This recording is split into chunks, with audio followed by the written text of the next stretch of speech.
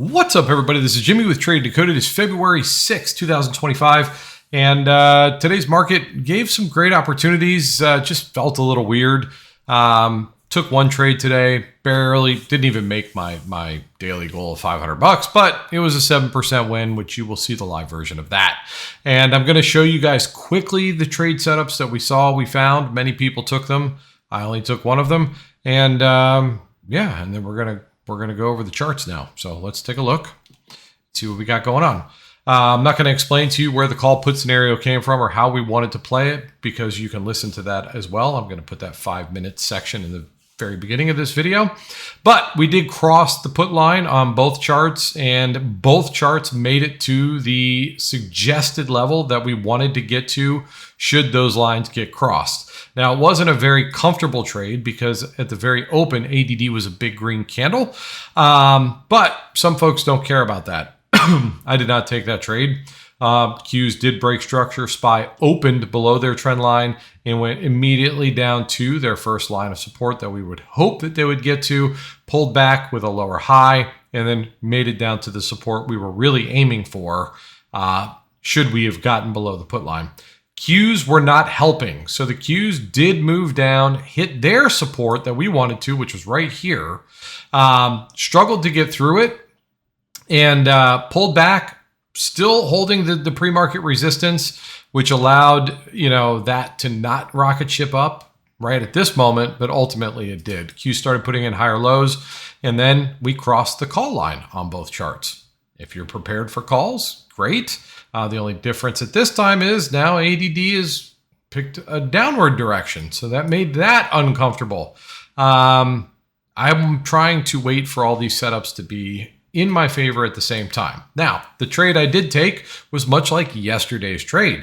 We were up against an area of resistance, not really resistance here on Qs, but SPY was near a resistance up here. We come off a lower high on SPYs. We've come off a lower high on SPY. ADD was torpedoing down at this point. I let everybody know, guys, I like puts at this point. I was talking about it up here. I said to everybody, I'm probably going to wait till we breach this 527.53 line.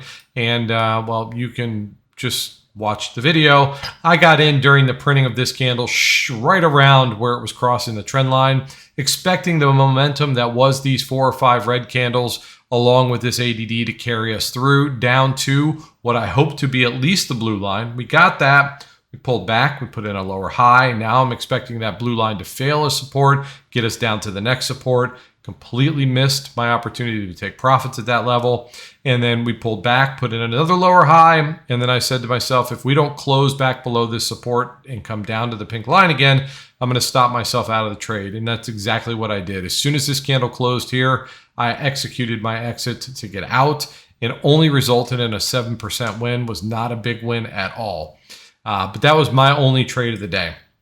The reason it was my only trade of the day is because, well, I was looking to take another trade while this was taking place right around this time. And then we got this ridiculous candle out of nowhere. And that pretty much killed any desire I had to continue to trade for the day. However, it didn't stop us from finding great trades, because even though candles like this scare the crap out of me, which is why I don't like to hold on to my trades for very long, some people aren't affected by that. Okay, I know where my weaknesses are, so I try to avoid facing them. This is a problem for me. This is literally what genuinely scares me out of holding trades for long periods of time. So I don't like to play in a market that's doing that. However, as we were moving up, okay, SPY was still stuck around resistance levels, so I wasn't comfortable with calls, although if you play the same rules that we like to follow, you can find these trade setups all day long. You want to make sure we break the downtrend. This is how you go from puts to calls. We close above the put line or the trend line, puts are off the table. Doesn't mean you jump into calls yet. You want to take out the most recent lower high first. You did that right here. If you got in there, you're aiming for the next resistance up. That all happened. Once you're above that, you need this orange line to become your new support. If we stay above that, you're hoping to get to the next resistance up. In this case, we didn't make it all the way up there. SPY was nearing a resistance anyway, whatever the case, but that's what you're looking for, guys. Now, to the downside, we put in a lower high. I tell everybody at this point, guys, Qs are moving down. They are lower highs. SPY is coming off of a lower high, and ADD is printing red. Guess what? This is a good opportunity to not buy calls on support. We were talking about this trade because somebody was asking me, where would you want to buy a pullback? And I said, well, the only support on this chart, because we started this conversation up here, was right down here at 528.15 on the Qs. If we pull back to that line with no lower highs and ADD is printing green when we get there, I'll buy that call. As soon as the lower highs go in, I said, guys, don't buy calls there. When we get here, ADD's already rotated down. I said, this is a better opportunity for puts than it is for calls. So if you got in because of the lower high, you got to take advantage of a very nice move to the downside. Where were we hoping to go? Right here. Where did we get to the penny? Right here. Okay. So everything looked good. Then we start to move back up. Same rules. People are asking me, well, Jimmy, when would you buy calls? Guys, we found support. Wait for a break of the trend line. Wait for a close above resistance or break above resistance, whatever the case is. Now, the only problem here is that ADD was not printing green, so this would have been a tough pill to swallow. But we break the trend line. We close above resistance. We're aiming for the next resistance. We got within 6 cents of it, which is right here. Then you got this monster candle, which I'm sure destroyed some people if you were holding on to calls a little too long. But there's no way to prepare for that, guys. You cannot be ready for this because there's no indication that it's coming. Okay, do we know that there's resistance nearby? Yeah. Have we seen a reaction that nasty at that resistance before? Not quite that bad, but we had a good one here. Okay, but that one would have hurt for sure. Then we move up. We pull back, we put in a lower high. I tell everybody again, guys, that's a lower high. Do not buy calls here. I'd be looking for a reason to take puts. If you get into puts, we're hoping to get at least down to the next support. But my theory is lower highs means we're likely to break support, not hold it. So we were talking about this off the lower high. A lot of people take that. And at the time, ADD was printing red. Let's go. We're aiming not for the first support because we expect that to fail, but the next support down, which was right here. Okay, we know where it exists because we just look left. And where does it stop, guys? We don't know if it's going to stop there, but we know that there was buyers there the last time we touched it. And that's why we consider taking our profits when we get there. Nice, beautiful, clean, quick trade.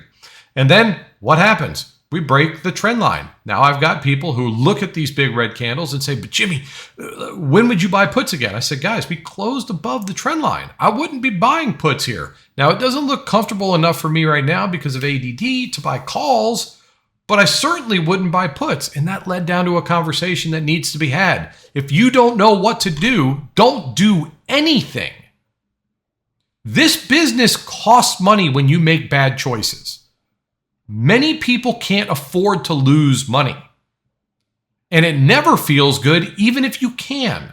So please, if you're not sure what to do, don't do anything. But I was abundantly clear in saying this is more likely to move up to here than it is to reject and come back down. That is enough information for many of my community members to consider buying calls, definitely not taking puts, or doing nothing. If you wanted to wait for a break of that resistance, fine. Get into it. Wait for ADD to print some green candles, whatever it is. But we are expecting, because of this downtrend line, to no longer consider puts. And in order to get puts back on the table, we got to look for a lower high so that we can be back into a downtrend. Otherwise, expect this thing to eventually make its way back up to the next resistance. What does it do? Exactly to the next resistance. It struggles to move higher. We can't get through it, and then we start moving lower. And once again, like clockwork, lower high. Told everybody, lower high, guys. Don't buy calls on support. It's more likely to go down. Let's take a look at ADD. Oh, yeah, it's moving down also. Let's take it to the downside. And I think that's pretty much the last trade we talked about because we were getting close to 12 o'clock, which is when I get off the mic. So that was the day and all the trade opportunities that we found. I only took one, and now the chart is slow ass, and it sucks. But now you get to watch my live trade if you're interested in it. I'm trying to keep these videos shorter, and I'll catch you on the other side. What I do know is that it's 9:25, and SPY is moving up at a more fervent pace than Qs are at the moment. So that's going to be a little awkward for me in that I prefer that the Qs are trending up with SPY. That will make me feel a lot more comfortable playing things to the upside. Qs, SPYs, both up. Green so far, not a whole lot, but they're green nonetheless in relation to yesterday's closing. You got some of the big dogs in the Qs that are green, but you got Google is red, Tesla's red, that kind of stuff. We're on an uptrend. We're on an uptrend on the SPY chart. So because of that, we need to just be aware of up. And we are kind of trying to move up on the Qs. Qs are more of being in a channel per se. So I guess we can draw a similar line-ish. For the call scenario, for me, it has to revolve more around the Qs. So at this point, I would prefer, obviously, that the Qs stay above that green trend line. And I think I would want them to, they're at a resistance now. I'm going to say I want them to be above 527.53 for the calls. Oh, shit. I don't know. This happened to me the other day, and I don't know what causes that. Where are you? This guy. I want to say that I'd like to be above their first target line here, the Qs, and hoping that they make a good run up that 30 cents up to the next resistance high. On SPY, it's not really going to matter because if the Qs go up, I think SPY goes with it. So I guess based on the charts and where they are, I'd say let's hope that the SPY is above this orange dash line here. To the downside, I think I'd want the Qs below the pink line.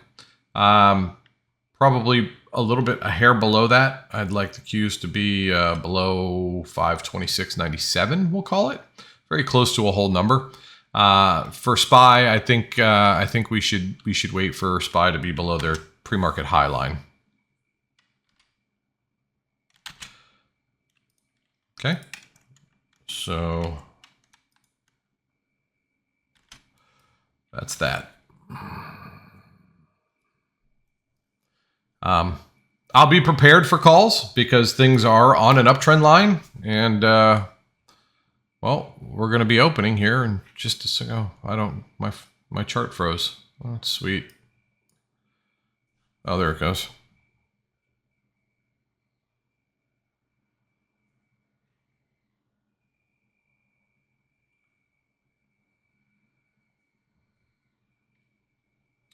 Alrighty. Contract shouldn't be expensive today. So we'll see how that goes. Hope ADD opens nice and green and Qs hold this support here, because some people might say, hey, if we hold that trend line there on the Qs, ADD's printing green, we aim for our first target high. Yeah, so, whoa, look at that ADD candle. Hello.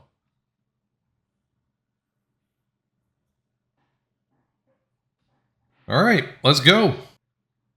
Obviously no guarantees, but with ADD moving down, SPY doesn't have a choice. If ADD and Qs are moving through supports, SPY can't go anywhere but down. Okay, so this trade is very similar to the setup we saw yesterday when we had Qs up at a resistance, ADD was torpedoing down, and we were just waiting for Qs to break structure, just like yesterday, is a reason to justify this trade, or at least I was. Now, I got into this a little aggressively because ADD, like I said, was moving down pretty aggressive. I was thinking that the momentum of Qs at the time, having printed 5 or 6 red candles in a row, was going to carry through the support that we wanted to get below, which was that 527.53 line. My expectation was at least to make it to the blue line below that level on the Qs. Once we closed below it, I was hoping we'd make it back down to the next set of lines, which involves and includes the pink line. We got there. I didn't take my profits there. Pulled back, put in a lower high. I was hoping we were going to make it a little bit lower. When we failed to close back below the support that the Qs was finding there, I decided to stop myself out of the trade for a very small win. It was only a 7%, 7.4% win, but it was a win. I'm out.